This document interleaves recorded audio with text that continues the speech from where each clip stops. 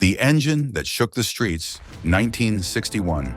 Chevrolet drops a bomb, the 409. A beast that doesn't ask for respect, it demands it. But this wasn't just power, it was chaos. Thunder under the hood, a ride that could break you in seconds. Widowmaker, they called it. Why? Stick around. You won't believe what happens next. The birth of a legend. The year was 1961. American roads were growing louder, faster, more dangerous.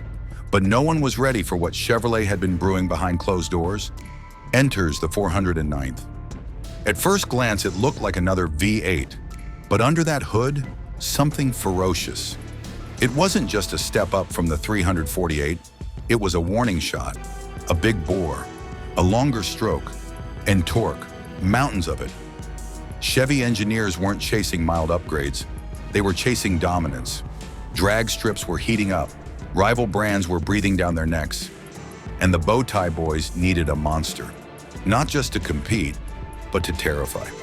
The result? A 409 cubic inch brute with a deep, thunderous growl. It roared with 360 horsepower on a single 4-barrel carb. Push the pedal and it pulled like a freight train. Push it harder and you'd swear it was trying to rip the car in half. It wasn't refined, it wasn't polite. It was raw, violent American power. The kind that made the pavement shake and the rear tires scream. People weren't ready. The few lucky enough to get their hands on it discovered one thing fast. This engine wasn't here to play. It was here to break rules, snap axles, and rewrite every performance standard Detroit thought it knew. And this was just the beginning. Because what Chevrolet had created wasn't just an engine, it was a legend in the making. Rise of the Street King. The 409 didn't just arrive, it detonated. From day one, it demanded attention. Not politely, but with a roar that shook fenders and snapped necks. On the quarter mile, it didn't compete.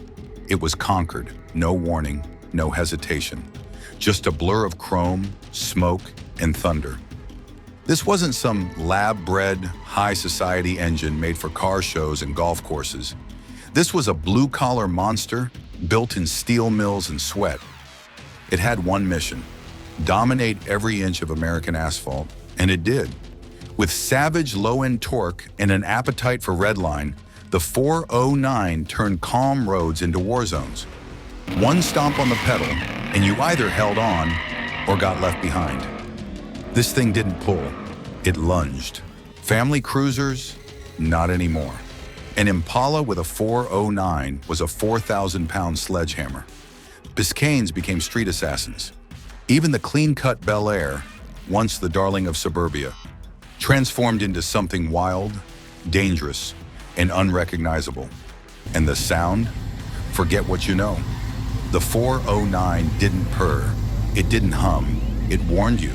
That deep metallic snarl could rattle storefront windows. It echoed through alleys. It made grown men look twice and think twice. Even cops hesitated when they heard that rumble. Racers wrote legends with it. Garage kids dreamed of it. Chevrolet loyalists worshipped it. And the opposition? Even the most die-hard Ford guys gave a slow, silent nod, because respect wasn't optional. But here's the twist. The 409 wasn't just a king, it was a marked target. Its dominance? Too loud, too fast, too afraid.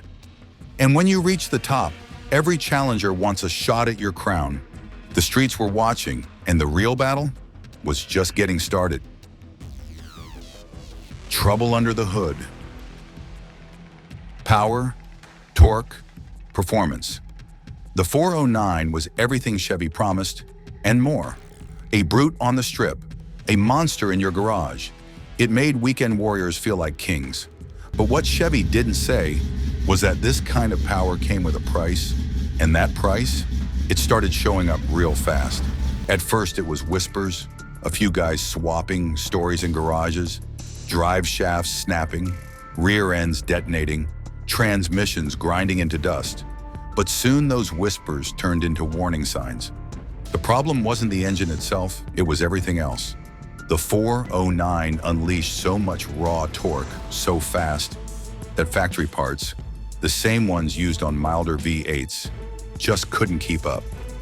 Differentials exploded like glass under pressure, axles twisted, clutches fried.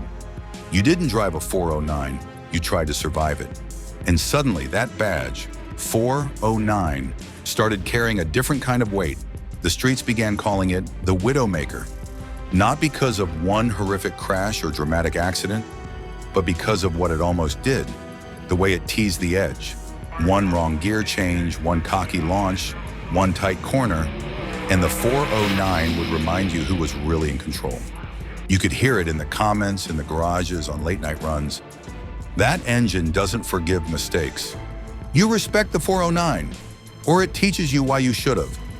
Chevy tried to tame it, reinforce it, soften the danger, but the legend couldn't be contained. It wasn't just an engine anymore. It was raw power, thrilling, terrifying. And the stories, they spread fast. But here's the question. If it was that powerful, why did Chevy let it go? Wait and see. What comes next will surprise you. The Widowmaker Myth. Now let's talk about the name that gave drag strips and back alleys the chills for decades. The Widowmaker. It wasn't just a nickname, it was a warning, a quiet menace, a promise of wreckage. Push the 409 too far, and it made good on that promise. Not right away. Its reputation was earned, the hard way. Burnouts gone wrong, broken bones, too many almosts. The 409 didn't earn respect, it took it. And every racer who crossed that line, they didn't forget what it could do.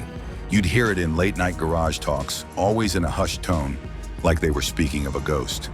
That they'll break your car and your neck if you're not ready. You don't drive the 409, you survive it. The stories came fast. Impalas launched off the line and shattered differentials. Biscaynes spun out of control and ended up wrapped around telephone poles.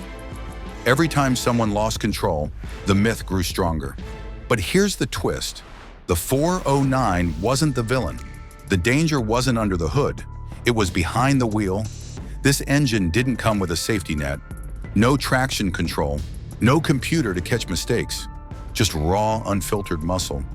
And when a driver got cocky, when they thought they could tame it, the 409 hit back hard. It didn't matter how skilled they were. The 409 had one rule: respect it or get wrecked. That's when it bit. That's when the Widowmaker earned its name. Not from mechanical failure, but from the egos it crushed and the limits it revealed. The 409 didn't fail. People did. Yet still, people lined up for it, bought it, loved it. Because fear and fascination go hand in hand. It was a devil's deal. Unmatched power at the risk of total destruction.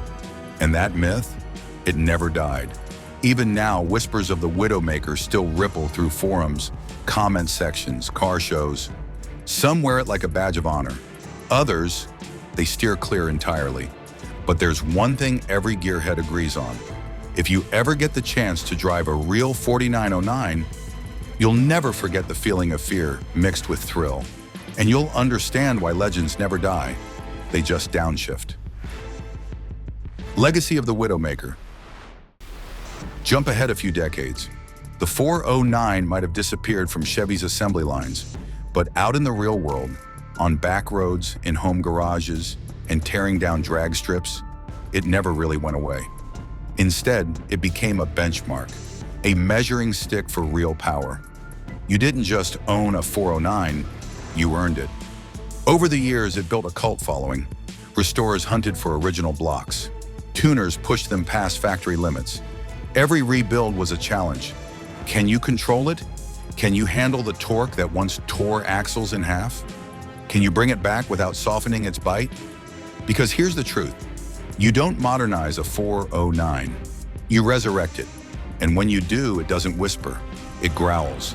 That sound, still unmistakable, is raw, mechanical violence. It turns heads, raises brows, and warns. This isn't a toy. The 409 wasn't about comfort or convenience. No traction control, no computers, just engine, driver, and a whole lot of risk. That's why it's still revered. Not because it's the fastest today, it isn't, but because it's honest, brutal, pure. Think about it. You're behind the wheel of a '61 Impala, 4-speed straight pipes, nothing between you and the machine. No screens, no safety nets, just RPMs and guts. Every gear, a choice, every turn, a risk. That's what it left behind. Not just a memory, a scar. The 409 didn't fade. It etched itself into pavement, into garage walls, into the hands that tried to hold on. And when one fires up today, it says just one thing. This was real. This was wild. This was the Widowmaker, the Enduring Allure. So what makes the Chevrolet 409 still so captivating today? It's not just an engine, it's a legacy, a magnetic force that pulls you in. Decades after it first roared to life, the 409 isn't a relic gathering dust. It's a symbol that still breathes. This engine didn't quietly enter the scene. It stormed in, with noise, with attitude. It demanded respect, and got it. Not just because it was fast, but because it meant something. It was the loud, beating heart of a movement. The muscle car era wasn't just a phase, it was a cultural reset. And the 409 was right in the middle of it. But the real magic, it wasn't in the horsepower figures, it was in how it made people feel. Freedom, power, rebellion. It gave working-class kids a way to chase down Corvettes and Cadillacs. It turned garage mechanics into legends. It gave a generation a reason to hit the road and never look back. Owning a 409 wasn't just about torque. It was about identity, pride. That sound under the hood wasn't just combustion, it was a statement. Even now, decades later, when you hear it, you feel it. Collectors still hunt for it. Builders still swap it into classic frames. Kids who never lived through its era still post about it. It crossed generations, not because it was perfect, but because it was raw and unapologetic. It never tried to fit in. It forced the world to take notice. In a world of silent EVs and algorithm-tuned engines, the 409 stands out like a middle finger to conformity. It was loud, it was flawed, it was real, and that's why it lasts. The 409 isn't just a piece of machinery, it's a time capsule. A war cry from an era where cars weren't just tools. They were dreams on 4 wheels. And every time one starts up, that dream gets a little louder. The allure of the 409, it's real, it's raw, and it's forever. Final thoughts. So after all the speed, smoke, and steel we've uncovered, what's the final verdict on the legendary Chevrolet 409? It wasn't just a big block, it was a time bomb. A machine that could tear up a drag strip and still cruise like royalty. The 409 didn't play by the rules, it made them. It became a statement, a sound, a feeling. And for many, it became the first love that never faded. Even today, when that rumble shakes the ground, heads turn, spines tingle, and every old school racer knows that's a 409. But here's the real question. Did Chevy know they were creating a legacy? Or did they just want to make a fast car and accidentally write history? Maybe, just maybe, they unleashed a monster that still refuses to die. The Widowmaker wasn't just a nickname, it was a warning.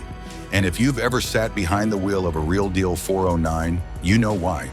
That sound, that thrust, that raw, untamed violence in the throttle, it's not for the faint of heart.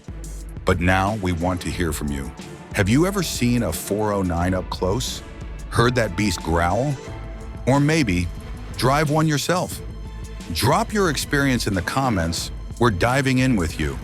And if this story lit a fire in you, hit that like button, subscribe for more wild rides, and share this with someone who needs to know why the 409 was more than just metal.